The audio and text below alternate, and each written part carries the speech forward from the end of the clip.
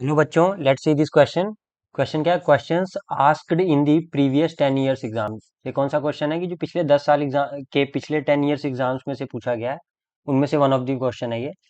अब क्वेश्चन हम पढ़ रहे हैं, यहाँ पे क्या रीड कर रहे हैं हम कि let I be the purchase value of an equipment. I क्या है? एक परचेज वैल्यू है किसी भी इक्विपमेंट का।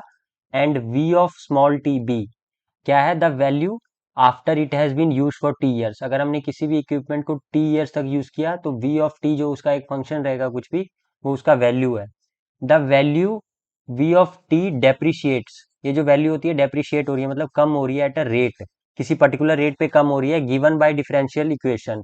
किस रेट पे कम होगा? यहाँ पर मैं दे दिया differential equation D V of T upon D T that is equal to minus K into capital T minus T.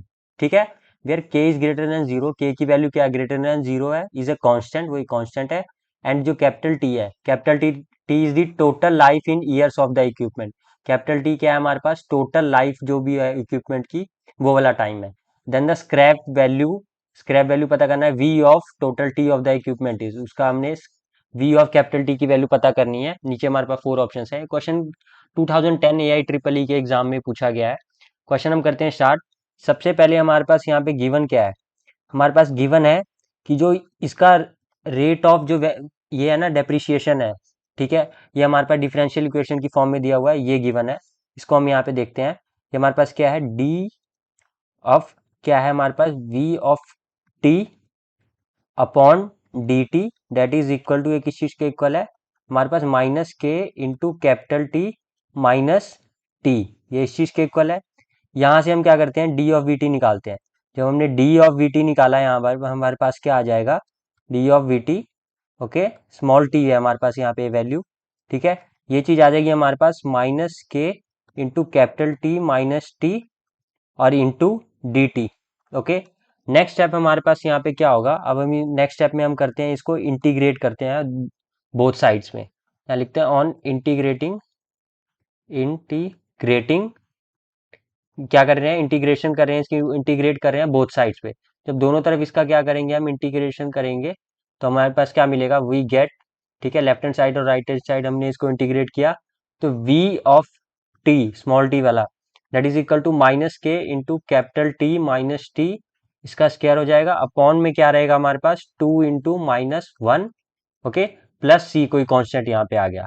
ठीक है, देन हमारे पास v ऑफ टी जो है उसकी वैल्यू क्या बन रही है? यहाँ पे माइनस वन हमने मल्टीप्लाई कर दिया तो जस्ट क्या बनेगा हमारे पास? k by two into T minus small T whole square plus C, इस वैल्यू के इक्वल हुआ।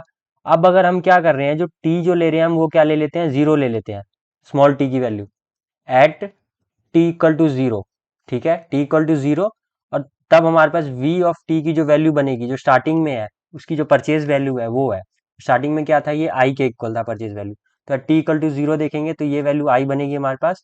किस फॉर्म में चेंज होगा? आई की वैल्यू आ जाएगी, ये आ जाएगी K by two into T minus zero whole square plus C, ये आ जाएगा हमारे पास।